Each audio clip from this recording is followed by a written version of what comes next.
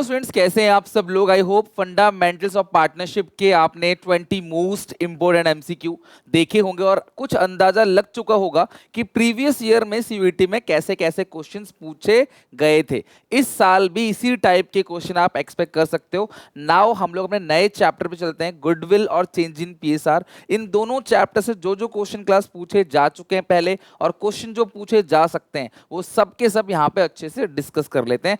1 से लेकर 20 तक की नंबरिंग कर लेना कि 20 मोस्ट इंपोर्टेंट क्वेश्चन करा रहा हूं, तो देखते हैं कि आपको इसमें से कितने क्वेश्चन पहले से आते थे। तो स्टार्ट करते हैं सीयूईटी के क्वेश्चन। सबसे पहला question number 1, while calculating goodwill under super profit method. देखना क्लास, आप कैसे कैसे क्वेश्चंस 12th के करते थे और सीयूईटी में कैसे कैसे क्वेश्चंस आते हैं, आपको कुछ अंदाजा लग जाएगा। Under super profit method the sequence followed is. तो सुपर प्रॉफिट मेथड निकालने में जो सीक्वेंस फॉलो होता है वो क्या होता है। सबसे पहला calculation of super profit, calculation of capital employed, calculation of normal profit, calculation of average profit, calculation of goodwill. देखो सबसे बड़ी चीज, लास्ट में तो गुडविल की कैलकुलेशन आएगी, तो जहां पे ई लास्ट में है, ई सब में लास्ट में है, यहां फंस गए हम, ई सब में लास्ट में है, कुछ और तरीका ढूंढना पड़ेगा, ठीक है। कैलकुलेशन ऑफ एवरेज, देखो सबसे पहले आपको एवरेज प्रॉफिट निकालना है। एवरेज प्रॉफिट निकालने के बाद क्लास आपको कैपिटल एम्प्लॉयड निकालना है। उस कैपिटल एम्प्लॉयड में से क्लास फिर आपको नॉर्मल प्रॉफिट को माइनस करना है। तो नॉर्मल प्रॉफिट कैसे निकलता है, capital employed into rate upon 100। या फिर क्लास आपको ध्यान रखना है कि कैपिटल एम्प्लॉयड बिना निकाले तो नॉर्मल प्रॉफिट निकाल नहीं सकते, तो पहले एवरेज प्रॉफिट आपको दे रखा होगा या निकालोगे, फिर आपने कैपिटल एम्प्लॉयड निकालना है, फिर आपने क्लास नॉर्मल प्रॉफिट निकालना है और फिर देन सुपर प्रॉफिट आएगा और लास्ट में गुडविल की कैलकुलेशन होगी ई पॉइंट। तो सबसे पहला पॉइंट हो गया डी, डी के बाद है बी, डी बी। तो डी बी कहां पे है क्लास, बी ऑप्शन में, डी बी करेक्ट है। तो आपको क्वेश्चन नहीं पूछ रहा, आपको बोल रहा है कैसे कैसे कैलकुलेट करते हो। देख रहे हो कितना इंटेलेक्चुअल चीजें पूछ रहा है, आपको डीपली चीजें पूछ रहा है क्वेश्चन की। तो ये हो गया पहला क्वेश्चन, इसका ऑप्शन में डी है।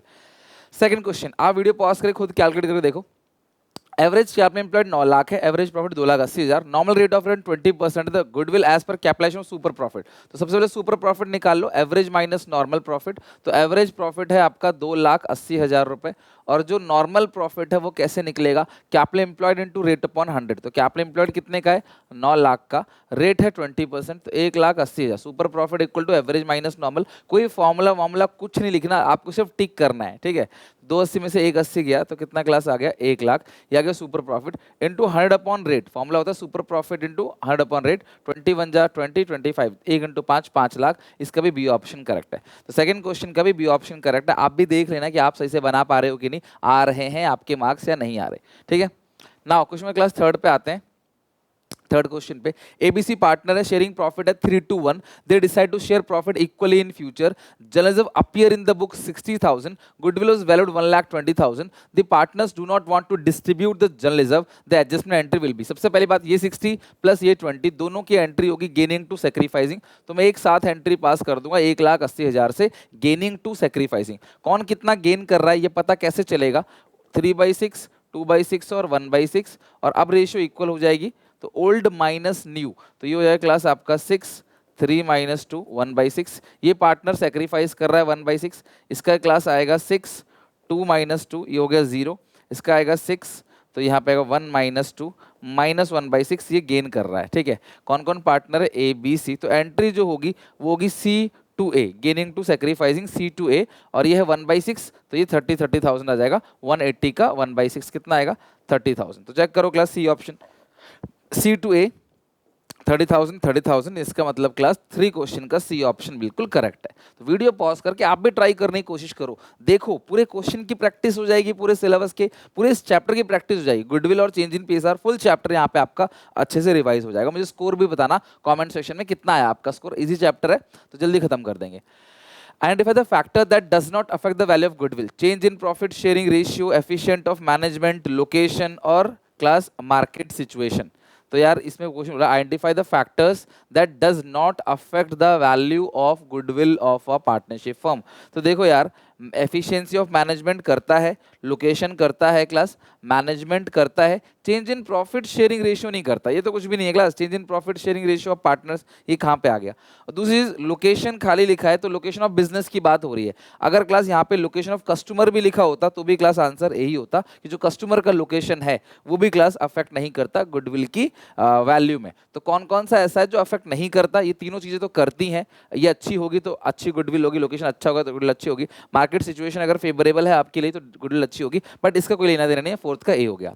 Fifth, state the order of steps required by valuation of goodwill using weighted average profit method.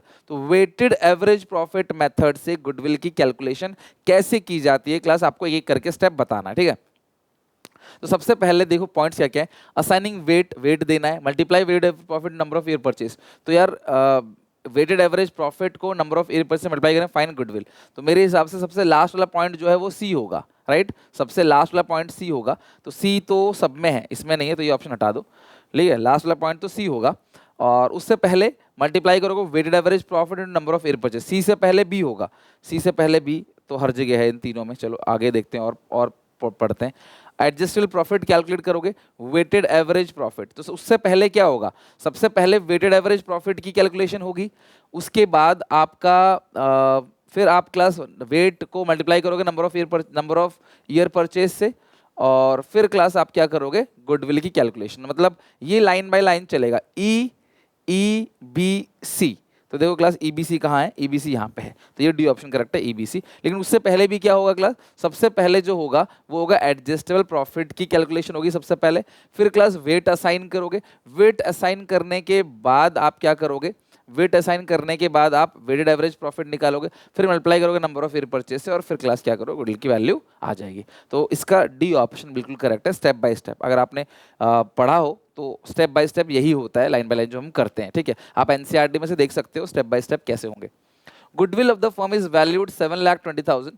पूरे फर्म की गुडविल है 7,20,000। Being value on the basis of 4 year purchase of super profit of the firm, capital employed of the firm है 25 लाख रुपए, mid of profit 480, determine normal rate of return. आपको rate of return का class पता करना है, तो बहुत simple, हम निकाल लेते हैं। एक काम करते हैं, गुडविल का जो फॉर्मूला है, goodwill is equal to super profit into number of year purchase. तो जो सुपर प्रॉफिट है, सुपर प्रॉफिट, अच्छा जो सबसे पहले देखो super profit into number of year purchase. Super profit कितना दे रखा है क्लास आपको?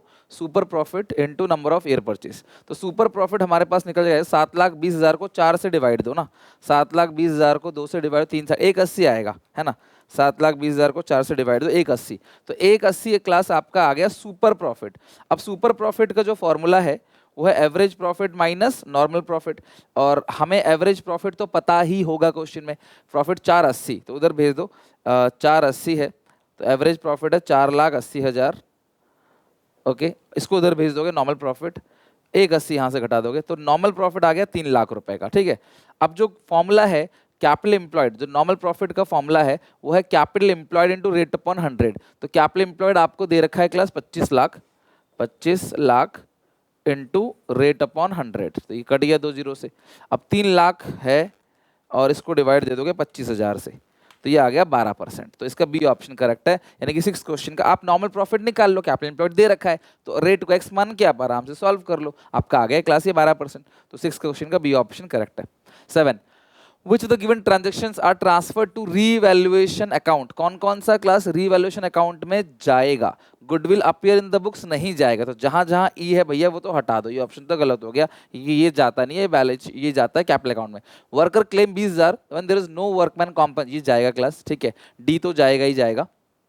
इसके अलावा गुडविल वैल्यू ये भी नहीं जाएगा क्लास, सी भी नहीं जाएगा, तो कहीं सी हो तो हटा दो, सी भी नहीं जाएगा, ये भी। तो ये हो गया क्लास आंसर इसका सी ऑप्शन। ए जाएगा और डी जाएगा। डी तो हमने बोल दिया, जर्नलिज्म भी नहीं जाता, स्टॉक ओवर वैल्यू बाय 20%, ये भी जाएगा। तो इसका सी ऑप्शन करेक्ट है, जो कि रिवैल्यूएशन में जाएगा।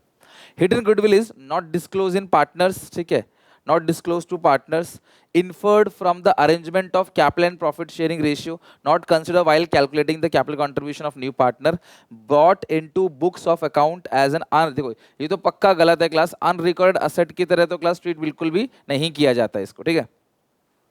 तो देखो आप अपने एनसीईआरटी निकालना, ठीक है, आप अपने एनसीईआरटी निकालना, उसमें हिडन गुडविल का जो जहां लिखा है ना वहां पढ़ना, वहां सेम ये लाइन लिखी गई है, हिडन गुडविल इन्फर्ड फ्रॉम, कैसे निकाला जाता है, arrangement of capital of new partner और उसकी प्रॉफिट शेयरिंग रेशियो। नया पार्टनर 50,000 कैपिटल लेके आ रहा है, उसका हिस्सा 1/4 है, 4/1 करोगे 2 लाख, यही होता है क्लास पूरे फर्म की गुडविल, उसमें से उसका हिस्सा निकालोगे 1/4 50,000, ये आपका क्लास जो निकल कर आएगा ये आएगा हिडन गुडविल। तो हिडन गुडविल जो है वो arrangement of capital and profit sharing इससे निकलता है, इसका बी ऑप्शन बिल्कुल करेक्ट है। ठीक है, ये सब ऑप्शन क्लास करेक्ट नहीं है, इसका बी ऑप्शन करेक्ट है। ये बैलेंस शीट वाली गुडविल नहीं है, ये हिडन गुडविल है जो हम लोग निकालते हैं नए पार्टनर की कैपिटल उसके प्रॉफिट शेयरिंग रेशियो से निकाला जाता है। 9th question, which the following are shown in revaluation account, बिल्कुल सेम पॉइंट था लेकिन पॉइंट्स अलग अलग है, क्वेश्चन भले ही सेम है। अनरिकॉर्डेड एसेट रिकॉर्ड किया जाता है, वर्कमैन कॉम्पनसेशन रिजर्व नहीं किया जाता, डिक्रीज इन फिक्स एसेट। देखो अब बोलोगे सर पिछले क्वेश्चन में तो आपने बोला था यार उसमें क्लेम की बात की गई थी, खाली WCR पार्टनर्स में बढ़ जाता है, वो रिवॉल्यूशन में नहीं जाता। इंक्रीज इन इन्वेंट्री ड्राइंग्स को नहीं किया जाता। कौन कौन सा, A, C और D, ACD है कहीं, ये रहा सी ऑप्शन करेक्ट है क्लास 9th क्वेश्चन का ACD। 10th question, The correct sequence involved in calculation of goodwill by weighted average profit method। अभी हमने क्लास थोड़ा सा देखा था क्वेश्चन, बट ये क्वेश्चन सेम नहीं है, अलग है, बिल्कुल अलग तरीके से पूछा गया है, ध्यान समझना। सबसे पहले find out weighted average profit by dividing total weight, तो टोटल वेट बाय टोटल ये, और ई पॉइंट भी है, फाइंड आउट वेटेड, ये ई भी है यहाँ पे क्लास मिस प्रिंट हो गया, ये ई पॉइंट नीचे आएगा, find out the weighted average profit. तो देखो उसके बाद है class adjust the profit taking into account of abnormal gain or loss और multiply the weighted average profit by number of year। देखो सबसे लास्ट में क्या आता है क्लास, सबसे पहले क्या आएगा, सबसे लास्ट में क्या आएगा, सबसे लास्ट में ये आएगा multiply the weighted average profit into number of year purchase. इसमें गुडविल का ऑप्शन है ही नहीं, पिछले क्वेश्चन में फाइंड गुडविल का ऑप्शन था, इसमें लिखा हुआ है कि मल्टीप्लाई करोगे वेटेड एवरेज प्रॉफिट को into number of year purchase, सबसे लास्ट में आएगा ये, तो सबसे लास्ट में बी है, तो सबसे लास्ट में बी दो ऑप्शन में है, यहाँ और यहाँ। अब सबसे पहले देखते हैं ए और सी में से क्या होगा। तो देखो सबसे लास्ट का मुझे बी पता है और मैं श्योर हूँ लास्ट में ऐसे निकलता है weighted average profit into number of year purchase. अब अगर शुरू में या तो ए होगा या तो सी होगा, इसके बेसिस पे मैं आंसर निकालूं, मुझे पूरा पढ़ने की जरूरत भी नहीं है। आप शॉर्टकट ट्रिक समझ रहे हो ना, क्वेश्चन देख के कैसे आंसर लगाना है। तो ए पे आते हैं, adjust the profit taking into account of abnormal gain loss का ट्रीटमेंट करेंगे, या फिर सी असाइन वेट। देखो वेट तो सबसे लास्ट में दिया जाता है ना, पहले एबनॉर्मल गेन लॉस का प्लस माइनस करते हैं एडजस्टमेंट, फिर वेट दिया जाता है, तो इस हिसाब से पहला ऑप्शन ए आएगा, इसका मतलब ए ऑप्शन करेक्ट है, पहले ए आएगा फिर वेट दिया जाएगा, उसके बाद क्लास आपका वेटेड एवरेज प्रॉफिट निकालोगे और उसके बाद क्लास आपने मल्टीप्लाई करना है और देन लास्ट में क्लास जो है देन आपको क्लास मल्टीप्लाई करना है, तो इसका ए ऑप्शन बिल्कुल करेक्ट है, सीक्वेंस वही आएगा।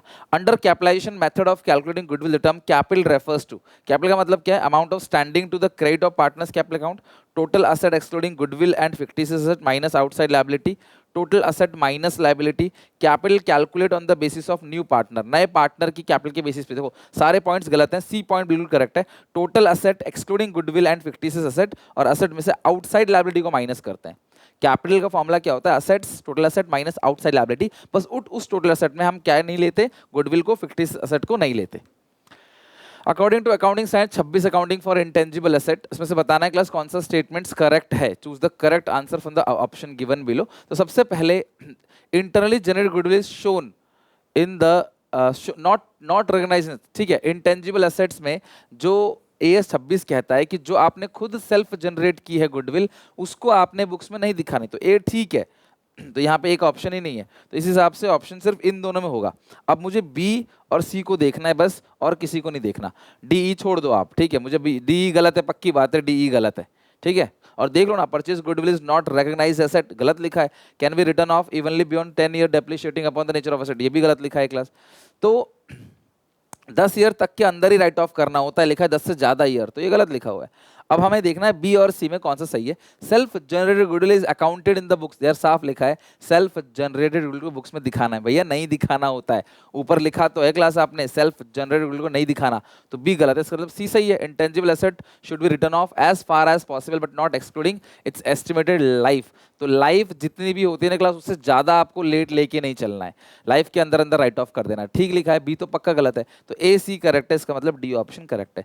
देखो CUET में कई बार आपको क्वेश्चन का आंसर एग्जैक्टली नहीं पता हो, तो अगड़म तिगड़म झगड़म लगा के, यानी कि क्लास जुगाड़बाजी से, जैसे मैंने इसमें किया कि देखो जो जो ऑप्शन गलत है उन्हें एलिमिनेट कर दो। एलिमिनेट मैं ऑप्शंस को इसलिए करता हूं ताकि अगर आपको भविष्य में तुक्का भी मारना पड़ा तो प्रोबेबिलिटी है कि 2 में से 1 तुक्का लग जाए, 4 में से होगा कम, दो में से तुक्का लग जाएगा, इसलिए मैं हमेशा ऑप्शन को एलिमिनेट कर देता हूँ। जितना आपको पता है ना इस टाइप की क्वेश्चन में, उस हिसाब से ऑप्शंस को एलिमिनेट कर दो। ए सही है मुझे पता था, तो दो ऑप्शन करेक्ट हो सकते हैं, बस मुझे बी और सी को रीड करना है, जो ज्यादा सही लगेगा वही आंसर हो जाएगा। तो मुझे साफ साफ लग रहा है बी स्टेटमेंट ही गलत है, तो बिना सोचे समझे क्लास सी को बिना पढ़े भी आप इस पे टिक कर सकते हो और ये सही जाएगा।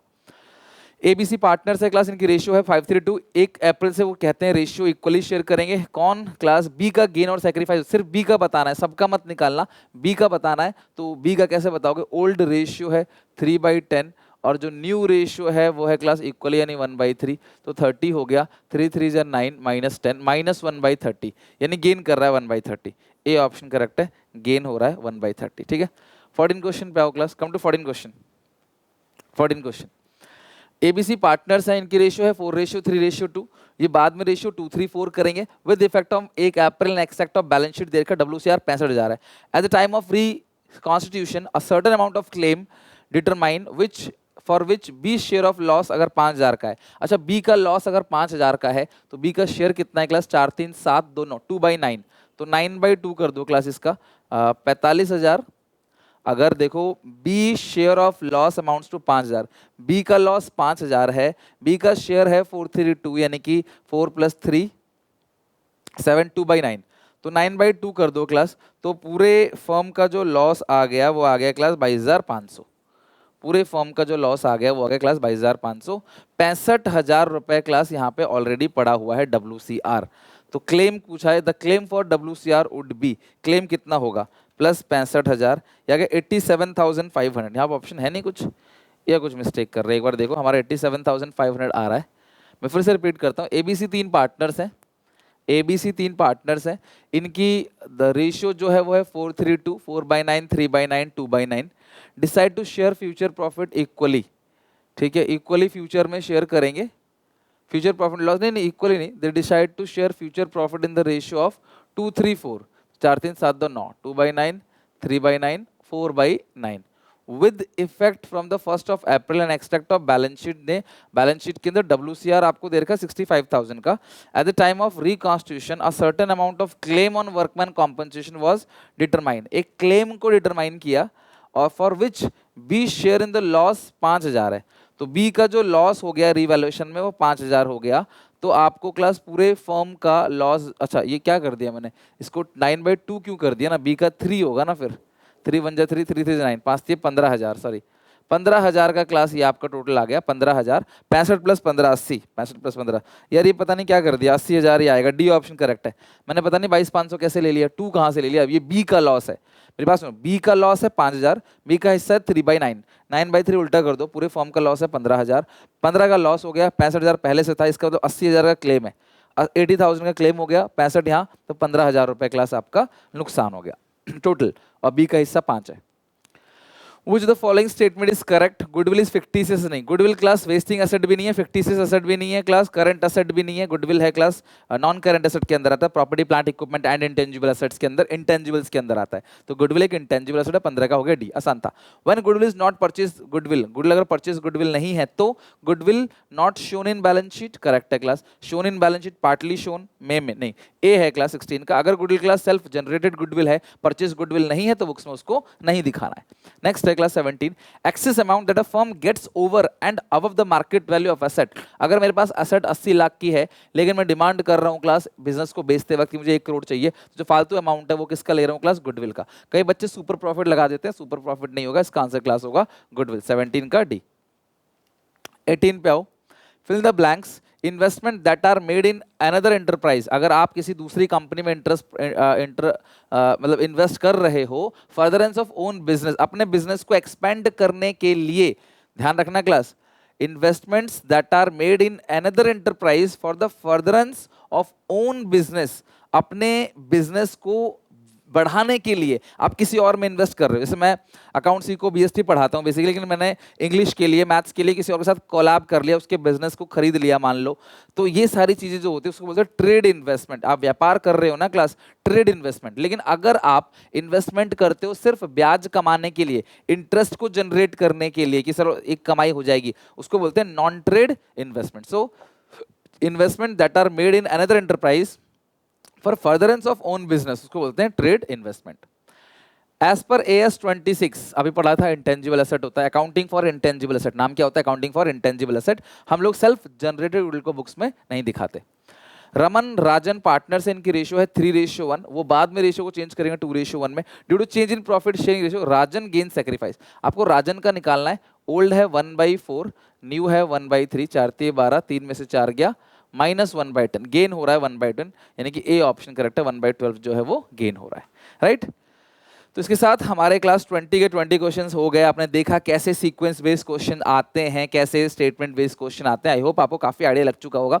ऐसे ही तुम्हें पूरा अकाउंट इको बेस्ड के सारे इंपॉर्टेंट क्वेश्चंस कराऊंगा, एनसीईआरटी नोट्स सोचा है, सब कुछ कराऊंगा ताकि तुम्हारे पूरी प्रिपरेशन अच्छे से हो जाए और एंड तक क्लास सब कुछ अच्छे से कवर करेंगे। मेरे साथ अगर लाइव क्लास में ज्वाइन करना चाहते हो तो नीचे लिंक है एसपीसीसी ऐप में, आप मेरे साथ लाइव भी पढ़ सकते हो, जहां डेली 2-2 घंटे की क्लास होती है अकाउंट्स इको बीएसटी की, और पूरी प्रिपरेशन होगी सीवीटी के लास्ट डेट तक, ताकि आपका पेपर बहुत अच्छा जाए। साथ में 60 mock test 20 account 20 eco 20 BST के उसके अंदर आपको फ्री मिलेंगे, ठीक है। तो मिलते हैं नेक्स्ट वीडियो में। Till then take care, bye bye. यहाँ तक पढ़ के समझ के अच्छे से याद करके आना। एसपीसीसी ऐप में ये पीडीएफ में डाल दूंगा, तो वहां से आप ले सकते हो, ठीक है। Till then take care, bye bye.